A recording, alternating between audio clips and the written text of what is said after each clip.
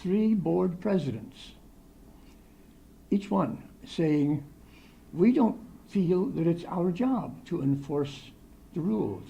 The charter says it's their job. But the mayor told them it's not.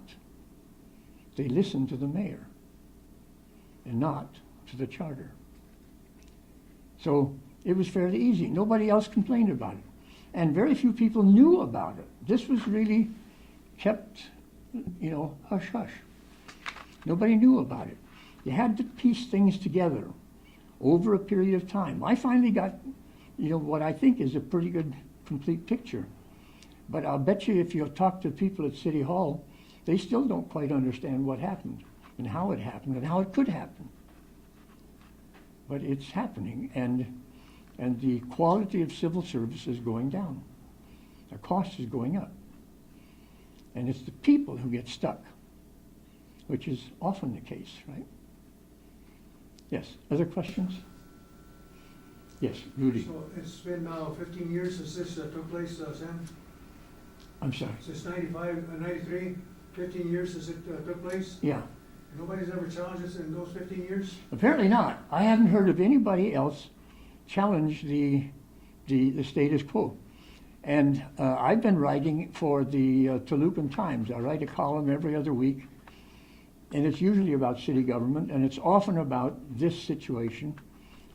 But I've not had responses from the readers.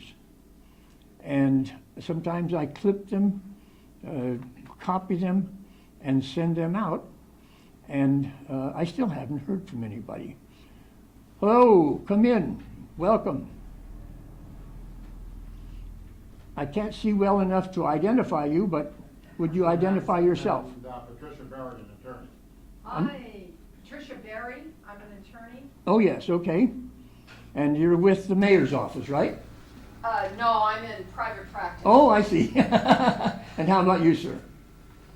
I work for City of LA. Okay. I make, I'm supposedly a troublemaker because I report safety and other violations. Give me your name again. Arthur Hansen. Oh, hello, Art. I'm sorry we couldn't wait for you, but I'll give you a copy of my statement, and what I understand there's going to be a DVD made of it, maybe some one or more clips that we can put on YouTube, so the effort won't be lost. But folks, this is Art Hansen. He's a current city employee. He's been pushed around by people in, I guess, a couple of different departments. And to his credit, he stands up and fights for what's right. I see him at City Hall in the Civil Service Commission meetings frequently. And I guess we both give him something to think about, don't we, Art? Yes. Okay. But you have to have an open mind to think. Yes. What I'd like to do now, because we have the photographer here, and we've not seen hide nor hair of a single media representative, what I'd like to do is see if we can't put together an ad hoc committee, maybe consisting of Bob and Art and Rudy and the lady. If you're familiar with city employees, city government, maybe you could serve on that too.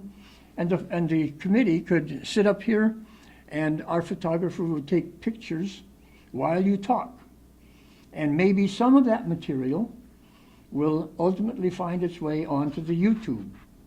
So would that be acceptable to you? Sure. Okay, Bob, would you agree? And Art, how about you? And I understand this is an attorney. Is this your wife, Art? No, No. this is someone who is representing a party of water and power. Oh, I see. Okay.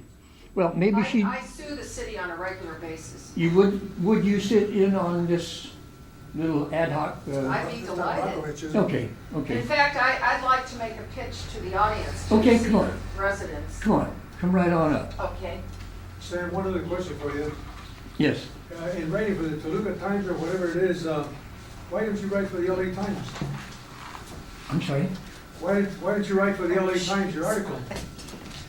I've written to the LA Times many times. You what? I said, I've written to them many times. They don't publish my column, and they won't publish my letters to the editor. And I'm not sure exactly why. I've seen other stuff published on the same subject that I thought was not any better written, not written any better. Yeah, come on up, Louise. But I don't know why they won't do it. Let's see, can we get a, maybe move something out here over Did to you the want to side? participate? No, I'm not. I'm a spectator. Oh, Yeah, okay. this is How about you? Rudy's wife, and she No? was not a city employee. Oh, And that's my wife, and she's not a city employee, and that's her son, who's not a city employee. But we could get the four of you together here. Maybe we just stand around, I don't know, the mics are here. You want, you want, Step up to the mic, you know, Yeah, individually yeah. and say Okay. what you need to say. Okay. All okay, right. well, let me say something first. I'm Yeah. Bob Cutler, and Sam introduced me. I used to work for the city of LA as a senior personnel analyst, and part of the time Sam was my supervisor, and actually was one of the best supervisors I've ever had. While I was sitting listening to Sam, I just made a few notes, and I'd just like to go over them briefly, and I have to remember what I wrote. Sam started his presentation by mentioning something that happened in the year 2000, which obviously, if you remember, was an election year, probably an election year we'll never forget. And today, middle of October 2008, obviously is in another election year. And in this election year, the word maverick seems to be used an awful lot. Well, Sam Sperling, is one of the original mavericks, especially in city government here in Los Angeles. He was involved in affirmative action and equal employment opportunity when it first started out. He helped make it happen, in fact.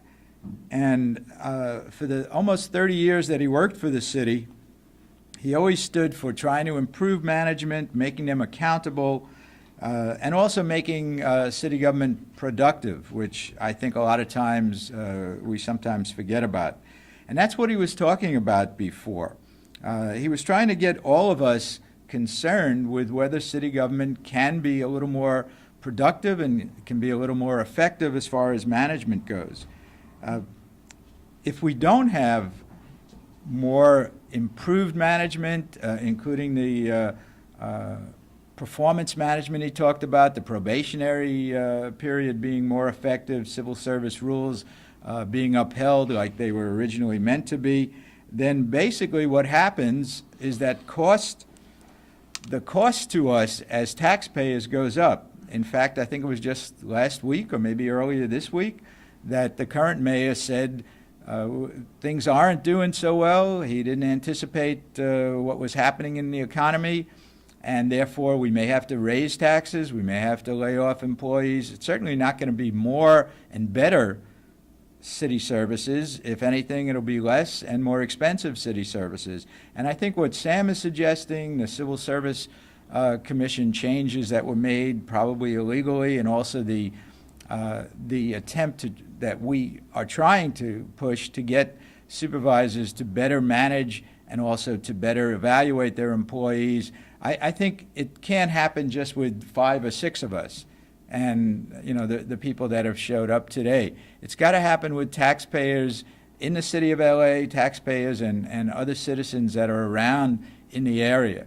So, if you'll contact your council people, contact the mayor's office, ask, can more be done to make city management more responsive, more productive, and if not, why not, rather than just us paying more. So I think, even though it's not as romantic and exciting an issue as what's happening in Wall Street and what's happening sometimes around the world, it is vital to what's happening here in LA. And I think all of us, whether we do anything or not, and hopefully